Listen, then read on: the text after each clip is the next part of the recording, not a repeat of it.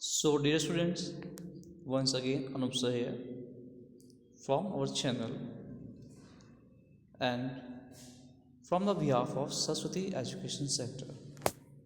तो आज का जो टॉपिक आपका साइंस का होगा, जिसमें हम एक चैप्टर है the fundamental unit of life for class 9th। और ऐसा नहीं है कि सिर्फ ये 9th क्लास के लिए ही है, ये 10th क्लास के लिए भी हो सकता है, ये 8th क्लास के लिए, क्योंकि सेल एक ऐसा चैप्टर है जिसकी नीड आपको आगे तक है। चाहे 10th क्लास में है, शुरुआत तो इसकी 8th क्लास से हो जाती है, 9th क्लास में भी इसका चैप्टर है, और 8th क्लास में अगर आप कोई भी आगे चैप्टर पढ़ते हैं ऑर्गेनिज्म से रिलेटेड या अपने ऑर्गन सिस्टम से रिलेटेड, तो आपको वहाँ पर ही बहुत ज़रूरी है कि आपको ये पता हो कि सेल होते क्या हैं। अगर आपको आज का टॉपिक अच्छा लगे, समझ में आए, तो आप यहाँ लाइक और शेयर कर सकते हैं। तो हम पढ़ते अपने टॉपिक की तरफ। जो हमारा टॉपिक है the cell.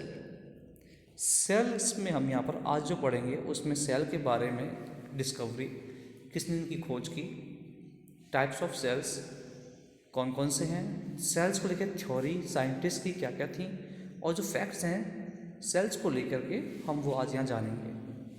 So comes the topic cell. What is the cell? As you know that cell is the smallest functional and structural unit of life. Life की जो शुरुआत है वो सेल से होती है, या ये कह लीजिए सेल ही हमें लाइफ प्रोवाइड कराता है। सेल की वजह से ही कोई ऑर्गेनिज्म बनता है। जैसे आप यहाँ देख रहे हैं अभी कि यहाँ लिखा हुआ है लाइफ। जो लाइफ वर्ड है वो बनता है नाउन वर्ब लिव से।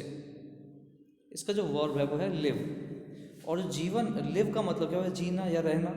रहना है। रहना किसकी वजह से? सेल की वजह से। क्योंकि हम जो लाइफ, जो जीवन मिला है, जिसका हिंदी वर्ड जीवन है, वो जीव है। जीव से बना जीवन, और जीव जो बनता है वो बनता है सेल से। जीव बनता है सेल से। सो हम यहाँ पर एक चीज़ आप और क्लियर कर लीजिए कि स्ट्रक्चरल और फंक्शनल से क्या मीनिंग है यहाँ पर। तो ये फंक्शनल से मीनिंग ये है कि सेल सिर्फ कोई ऐसा ऑब्जेक्ट नहीं है जो कोई भी काम नहीं करता, सिर्फ रेस्ट पीस में है। No, never. The cell have its own functions and cell has also some structure. Cell का खुद का कोई अपना स्ट्रक्चर है, जिसमें कोर में न्यूक्लियस होता है, उसके बाहर साइटोप्लाज्म होते हैं, और लास्ट में जो सेल्स की जो वॉल होती है उसके आउटर में सेल मेम्ब्रेन होता है। तो सेल का खुद का कोई अपना स्ट्रक्चर है, सेल फंक्शन भी करता है, सेल के कुछ टास्क भी अपने जो उसके अंदर ऑर्गेनल्स वो काम करते हैं। ऑर्गेनल्स क्या होते हैं ये हम सब चीज़ें बाद में जानेंगे। पहला हम ये समझते हैं कि सेल है क्या, उसकी खोज कैसे हुई। तो बढ़ते हैं अपने नेक्स्ट टॉपिक, नेक्स्ट स्लाइड की ओर। जो साइंटिस्ट हैं सेल्स को लेकर के, वो कौन कौन हैं? सबसे पहले जो सेल्स की खोज की थी वो की थी रॉबर्ट हुक ने। रॉबर्ट हुक ने सबसे पहले सेल्स को, एक जो छाल होती है कॉर्क ऑफ ए ट्री, तो जो बार्क भी हम उसको बोलते हैं ट्री का, उस बार्क में जो आपने देखा है हनी कॉम्ब टाइप का एक उन्होंने स्ट्रक्चर देखा, उनको दिखाई दिया एक जो हनी कॉम्ब टाइप का स्ट्रक्चर है, वो उनको एक बार्क या कॉर्क में दिखाई दिया। तो इस तरह से सबसे पहले जो खोज की थी सेल की, वो की थी रॉबर्ट हुक ने। The scientist Robert Hooke saw a little room in the cork resemble the structure of a honeycomb, जो कि हनीकॉम्ब का स्ट्रक्चर लिए हुए था। The use of the word cell to describe these units is use till this day in biology and biology. मतलब अगर हम sales के बारे में आगे और स्टडी करते हैं तो सेल से रिलेटेड जो स्टडी है उसको हम साइटोलॉजी कहते हैं, लेकिन आज के समय में बायोलॉजी के अंदर सेल के बारे में हम पढ़ते हैं, आगे जो क्लासेस हैं उसको हम सेल बायोलॉजी कहते हैं।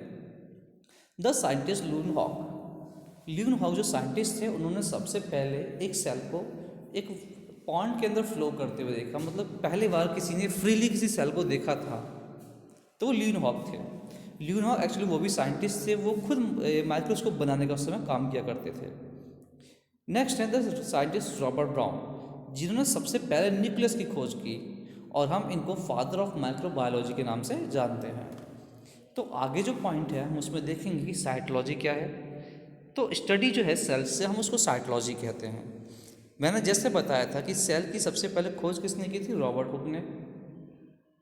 रॉबर्ट हुक ने सबसे पहले सेल की खोज की थी, और इन्होंने ये इस तरह का, इनके पास माइक्रोस्कोप था उस समय में, जिसमें उन्होंने इस तरह का पहले कोई स्ट्रक्चर देखा था, और उसको हम लार्ज करेंगे, लार्ज करने के बाद ये हनीकॉम्ब जैसे दिख रहा था, जिसमें इन्होंने ये देखा कि इसमें कोई एक स्ट्रक्चर है या कोई एक ऑब्जेक्ट है जो कि सेल, जिसको नाम दिया उन्होंने बाद में, और इसके ऊपर उन्होंने माइक्रोग्राफिया नाम की बुक्स 1665 में लिखी थी।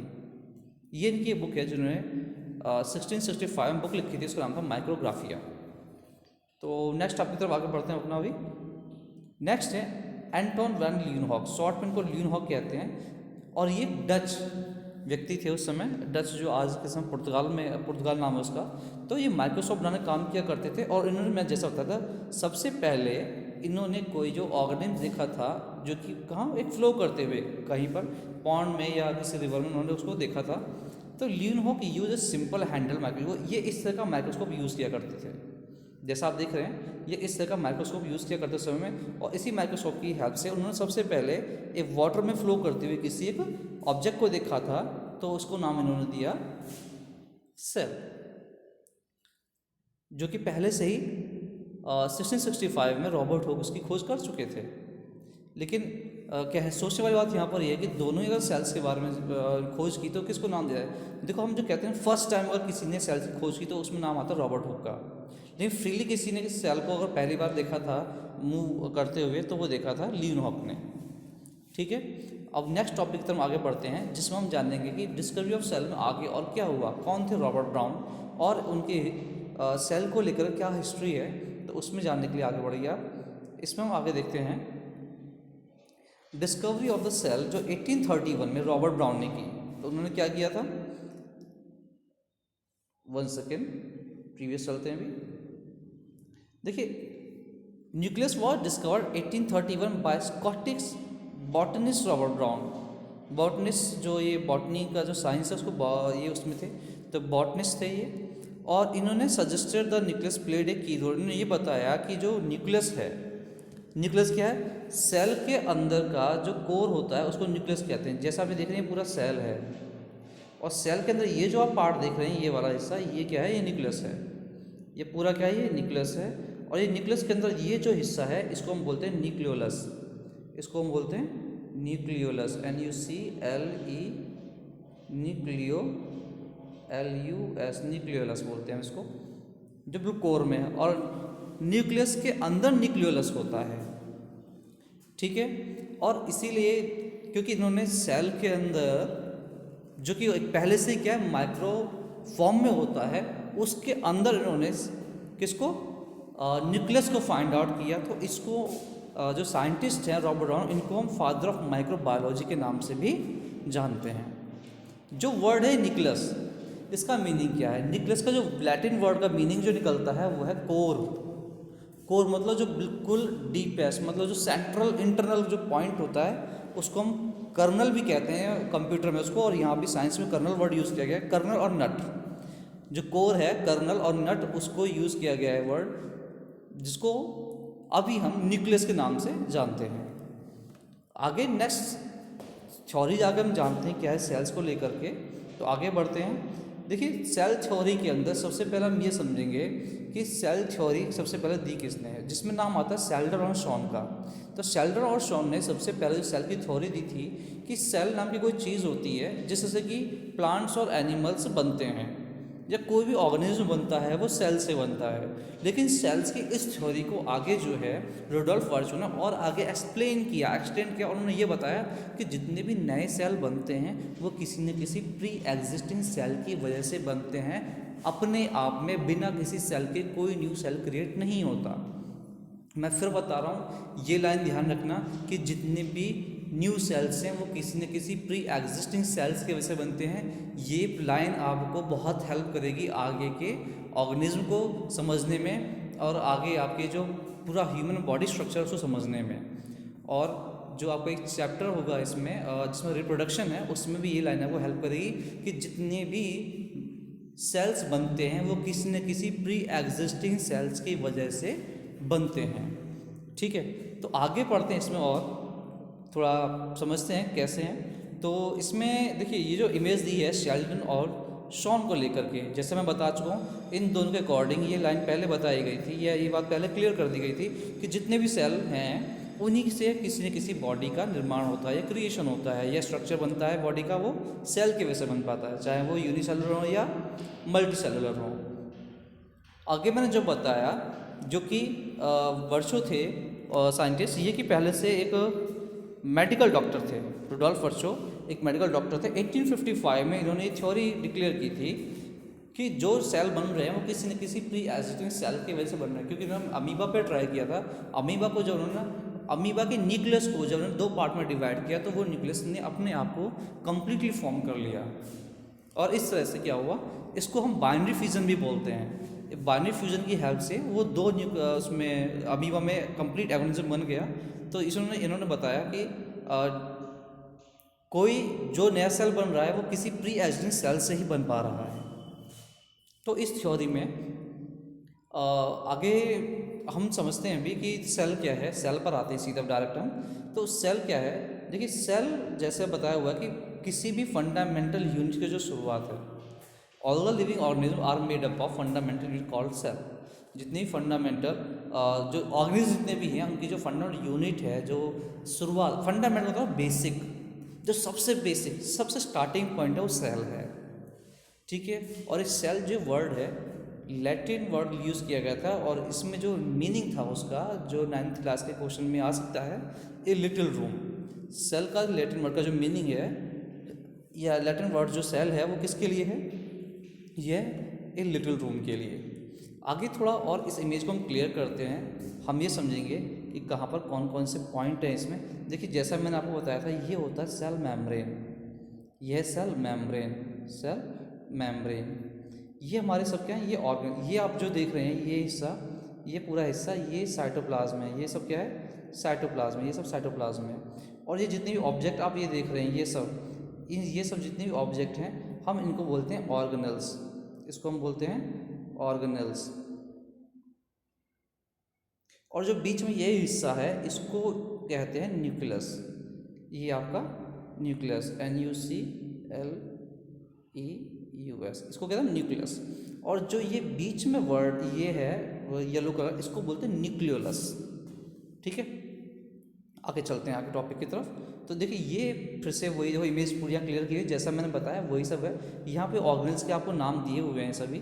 ये देखिए आप यहाँ ऑर्गेनेल्स के नाम दिए, vacuole cell, lysosome cell, cytoplasm है। साइटोप्लाज्म बोलते हैं इसको। साइटोप्लाज्म जो आपका क्या कहते हैं, ये जो ये सेल का जो मेम्ब्रेन है, ये सेल जो वो ये सेल मेम्ब्रेन है, सेल मेम्ब्रेन और न्यूक्लियस के बीच में जो पूरा हिस्सा है फ्लोइंग का, इसको हम बोलते हैं साइटोप्लाज्म। और साइटोप्लाज्म के अंदर ये सब ऑर्गेनेल्स हैं जिनके नाम यहाँ दिए हुए हैं, ये सब ऑर्गेनेल्स साइटोप्लाज्म के अंदर हैं, ठीक है।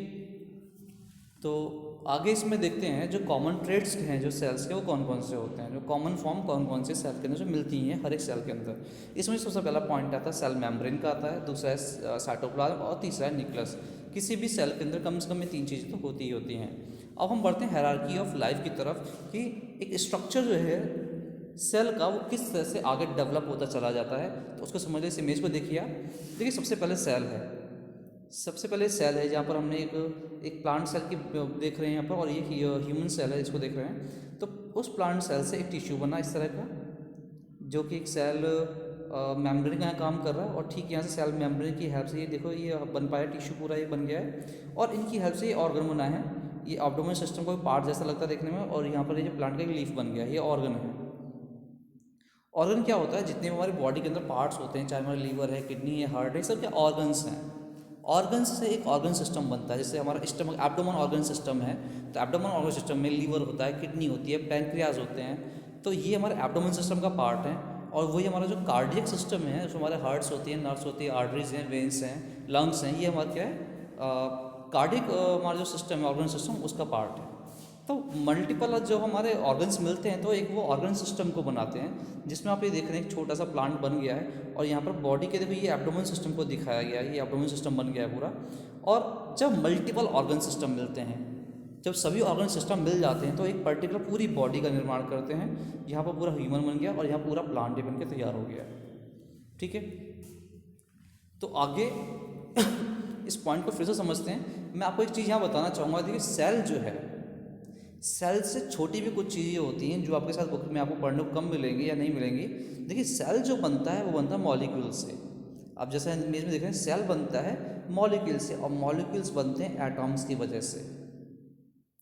फिर वही आपकी थ्योरी वापस आती है, सेल के से बनते हैं टिश्यू, टिश्यू से ऑर्गन, ऑर्गन से ऑर्गन सिस्टम और से पूरा ऑर्गेनिज्म। सेम वही यहाँ पे स्ट्रक्चर फॉलो होता है। ओके, आगे पढ़ते हैं कि टाइप्स ऑफ सेल्स कौन कौन से हैं, what are the kinds of cells. अब मैं यहाँ पर देखो काइंड्स आपके दो तरह के हैं, एक होता है आपका यूकैरियोटिक सेल्स और एक होते हैं प्रोकैरियोटिक सेल्स। हम उनकी बात नहीं कर रहे हैं अभी। मैं बेसिकली अगर मैं सेल्स के अब अलग अलग मैं बताऊँ कि कौन कौन से सेल होते थे, हम पढ़ रहे हैं कौन कौन से सेल होते हैं।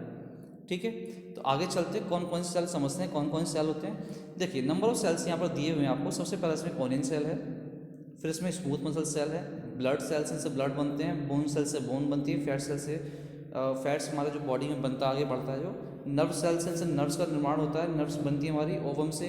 ओवम जो पार्ट है ये एक फीमेल पार्ट है जिसे क्या कहते हैं, इसकी नीड होती है स्पर्म को, और स्पर्म भी हमारे क्या सेल है। इन दोनों से हमारा रिप्रोडक्शन हो पाता है। मैं तो यहीं पर चीज़ क्लियर कर दूं और आप समझ पाएँ इस चीज़ को। तो देखिए बेबी का फॉर्मेशन जो होता है एनिमल्स के अंदर या ह्यूमंस के अंदर, उस बेबी फॉर्मेशन के लिए ओवम जो एक सेल है, ओवम एक सेल है और स्पर्म भी एक सेल है। जैसा मैंने बताया था कि नए सेल का बनना पुराने सेल से होता है। तो अगर ओवम जो फीमेल में है और स्पर्म जो मेल का पार्ट है, इन दोनों का फ्यूज़न होता है। इन दोनों का क्या होता है, फ्यूज़न। और इन दोनों के फ्यूज़न से जो सेल के अंदर न्यूक्लियस है वो फ्यूज़ होता है, और उसके फ्यूज़ होने से एक नए न्यूक्लियस को बनना शुरू होता है। जब नया न्यूक्लियस बनता है, उस नया न्यूक्लियस के बाद साइटोप्लाज्म बनता है और फिर क्या कहते हैं सेल मेम्ब्रेन बनने से पूरा सेल बनता है। जब नया सेल बनता है, उस नए सेल से फिर टिश्यू बनता है, उस टिश्यू से फिर क्या बनते हैं हमारे ऑर्गन्स, ऑर्गन से ऑर्गन सिस्टम, ऑर्गन सिस्टम से हमारे क्या बनता है, पूरा पूरा बेबी फिर बनता है। चाहे वो टैडपोल हो, चाहे वो चिक हो, चाहे वो आपका पपी हो, या हम जो ह्यूमन बेबी होता है वो कुछ भी कह लीजिए। इस तरह से एक नए बेबी का बनना होता है। किसके वजह से, फ्यूज़न की वजह से, जो उसमें ओवम और स्पर्म सेल का सबसे ज़्यादा रोल होता है। कह लीजिए कि कंप्लीटली रोल इन्हीं का होता है। उसके बाद ही बाकी और सब चीज़ें बन पाती हैं। आगे बढ़ते हैं इसमें। अब हम समझेंगे कि इसमें माइक्रोस्कोप का क्या रोल है। देखिए माइक्रोस्कोप आपके चैप्टर में दिया गया होगा। इसमें the compound microscope consist eyepiece. जो कंपाउंड माइक्रोस्कोप जो हम आगे समय यूज़ कर रहे हैं, देखिए ये आईपीस है, ये जो हिस्सा आईपीस का है, और इसके अंदर ये जो अंदर लेंस होते हैं, इस जगह भी लेंस होते हैं और यहाँ भी क्या होते हैं, लेंस होते हैं इसमें। ठीक है, जिनकी हेल्प से हम किसी भी चीज़ को यहाँ देख पाते हैं, समझ पाते हैं। अब जो है एक वर्ड यूज़ हुआ है, देखिए कि the compound microscope consist eyepiece objective lens and condenser to observe a cell after putting a drop of सेफ्रानिन।